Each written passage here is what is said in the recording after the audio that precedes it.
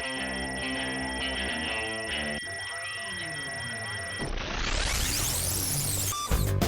what's up, everybody? Welcome to Comic Book Club. I'm Alex. I'm Justin. I'm Pete. It's not Wolverine. That's my point. It's not Wolverine, so I don't care. Oh, well. I don't It see finally why. comes out. It's No, but he is Wolverine from now on. Everybody Screw you, knows he he's is. Wolverine. No. Hugh Jackman can do whatever he wants, you guys. Just relax. All right. So, We have 3 comics to talk to you guys about. We're going to talk about Secret Warriors, number 5, The Literals, number 3, and X-Force, number 16. So let's get into it with Secret Warriors, number 5, by Jonathan Hickman, Brian Michael Bendis, art by Mario Caselli, Stefano Caselli, color artist Daniel Rodoni, art monkeys Dave Ladenfier as the letterer, always Jim wanted to Cheung be a and monkey. Justin Ponser as cover artist, Joe Sabino as production, Janine Schaefer as associate editor, Tom Warren as editor, Joe Quesada let him go. editor-in-chief, Dan Buckley is the publisher, and Alan Fine Don't is tire him out, he'll editor-in-chief. never take his nap. Secret Warriors was created by Brian Michael Bendis and Alex Maleev. Congratulations. 3 you months guys. ago. What is going on? Oh, I'm sorry. What is happening? Real Christ, stickler for credit. Yeah, I just wanted to get it all out there. It's well- important. A lot of people go into making a comic book. Yeah, Oh, I know All that. we ever talk about is Where like, are the paper credits? Yeah. What kind of paper is What he? kind of How paper many is this? trees we kill? I was really excited when Secret Warriors started up, and I was like, oh, Nick Fury's leading a ragtag bunch back into action, and I'm Practicing. I kind of don't care anymore. Like he had me, and then he lost me. I love Bendis. I love the art in this. I'm just kind of like, Yeah, I agree. It's very much off, it's like it doesn't matter, this whole Yeah. series. I thought this kicked ass. wow. Yeah, I love this issue. I thought the art was amazing. Do you like the I art? do. You like the art monkeys? The art- I love the art monkeys. art Totally is seriously. fantastic. 100% seriously. As a Nick Fury and the Howling Commandos book, I think this kicks ass and is awesome.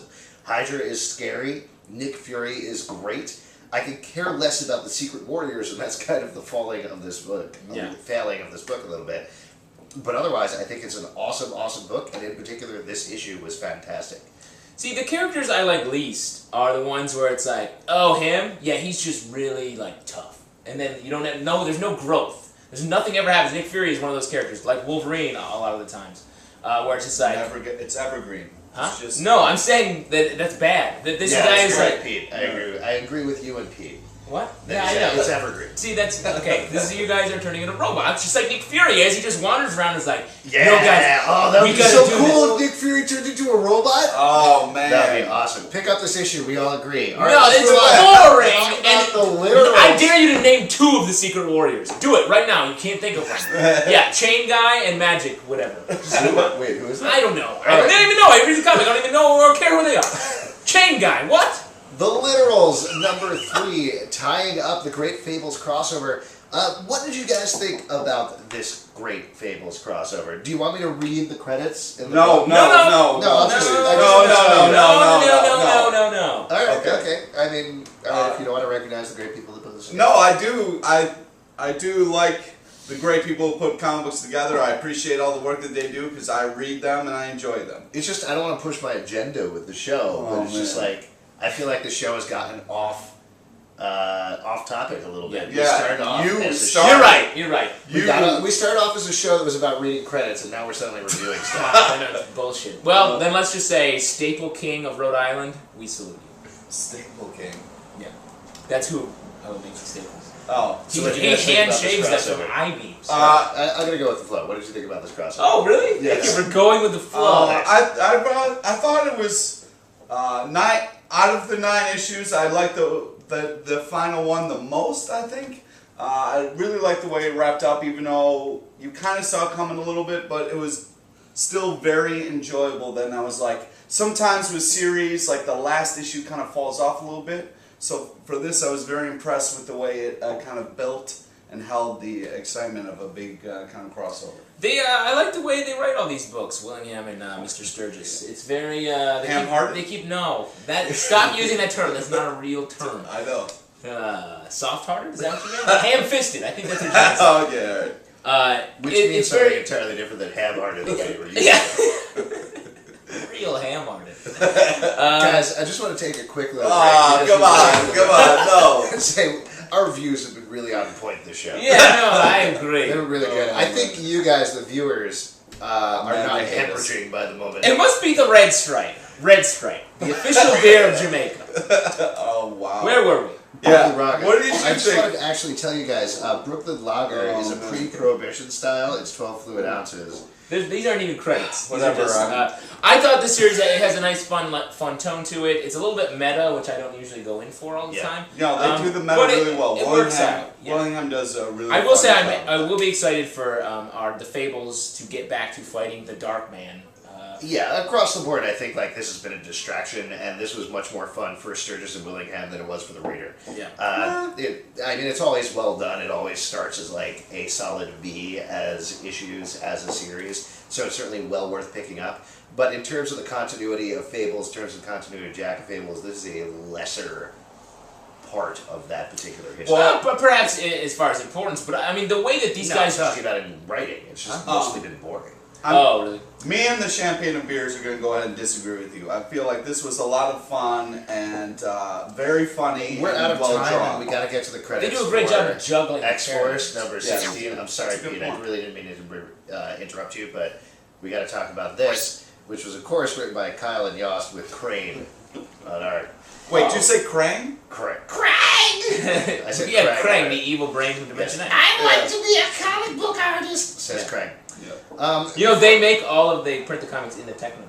Yeah. No, There's a whole room up in the Actually, sky. Foot Soldiers. the Foot Rocksteady Soldiers work. does all the inking. Yeah, he's a Yeah. great inker. Yeah. Really subtle. What do you think? The paint, he has some paints. Bebop's layouts have been like off the charts lately. Yeah, totally. Man. Oh, man. I great can't wait work. for Splinter to find out about this. And then Yeah. Ugh. Yeah, he's going to destroy comic books forever. I'm going to get those turtles. X-Force, this is the end of the Messiah War Yeah. crossover. We did What do you it. guys think? It's we did over. it The together. Messiah War. It's Yeah. done. Finally. Oh, This is man. actually very similar for me in terms of crossovers to the Fables, the Great Fables crossover. The same It's actually very thing. different characters. Well, different no, different writer art. and artist. The art's I very didn't different. notice. I don't really pay attention to credits too much. Oh. The deal is, I love X-Force. I love Cable. Are you going crazy? Ooh, I'm freaking out. Go Oh, I'm freaking out. Go, let I him don't finish. get this guy. He's all over the charts. Let me finish. I love Cable. I love X-Force. I feel like this started off very well, but it's kind of been one lengthy fight scene and a little bit of distraction from what I loved about both titles.